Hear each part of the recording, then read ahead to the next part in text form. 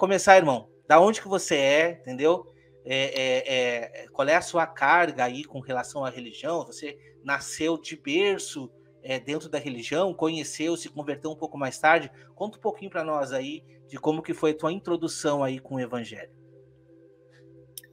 Cara, muito legal estar aqui contigo de novo, Wagner. Tua história é muito bonita mesmo e é meio parecida, assim, né, em alguns pontos com a minha.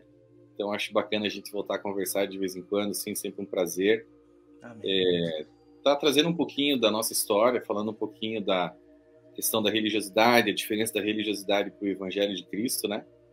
E como, de fato, isso se apresentou, essa revelação do Evangelho verdadeiro na minha vida, na tua vida. Então, esse bate-papo é sempre muito proveitoso, com certeza para nós, né? Principalmente, sim, quando a gente vai falando, a gente vai aprendendo cada vez mais, mas também para o pessoal que está ouvindo. Então, assim, cara, eu não sei até quantas pessoas, né, que te assistem, que me conhecem meu trabalho, mas a gente tem um trabalho apologético sobre, basicamente, mostrar os perigos das seitas na vida de uma pessoa, né? Uhum.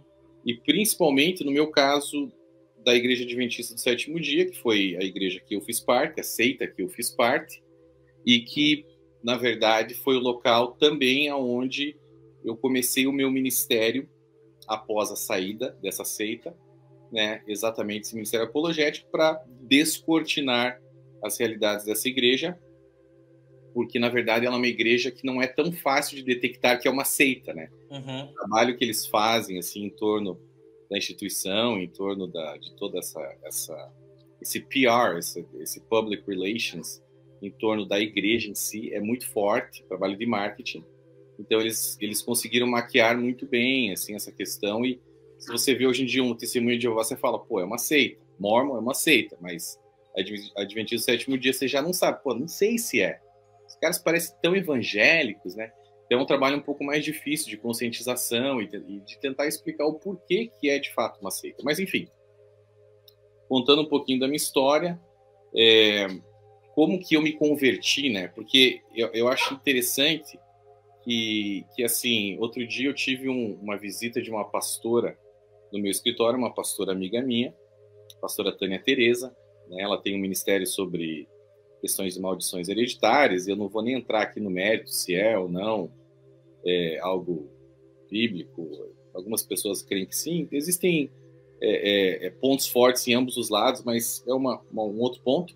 Ela é minha amiga, convidei ela para o meu escritório, e ela estava levando uma palavra para os corretores de lá, que eu tenho uma imobiliária aqui em Orlando, uhum, na Flórida, e ela foi levar uma palavra e tal para o pessoal, e lotou o escritório para ouvir ela, e uma amiga minha se levantou assim na hora de conversar ali, né, uma interação ali entre o pessoal.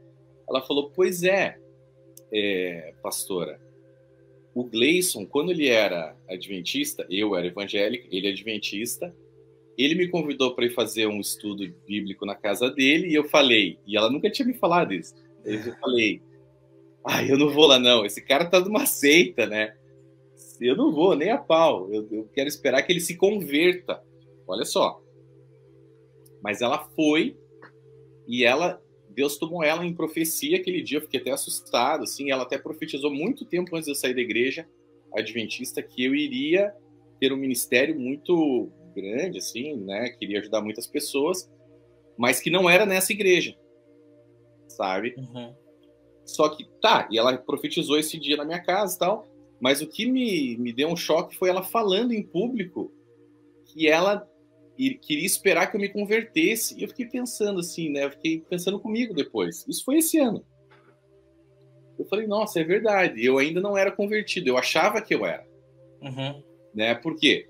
Porque você sai de um caminho, de um mundo do pecado e vai para a religião e acha que se converteu.